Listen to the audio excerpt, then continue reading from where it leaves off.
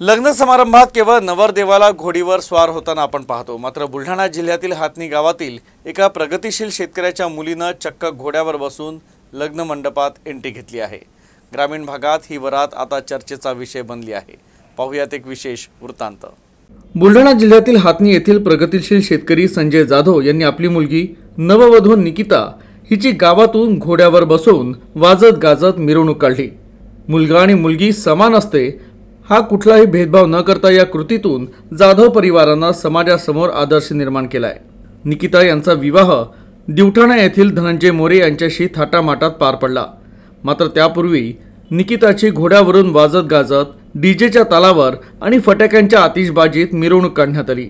जाधव परिवाराने हा विवाह आगळ्या वेगळ्या पद्धतीने करून समाजापुढे आदर्श ठेवलाय। मात्र ग्रामीण भागात या आगळ्या वेगळ्या वरातीची मोठी चर्चा रंगली आहे।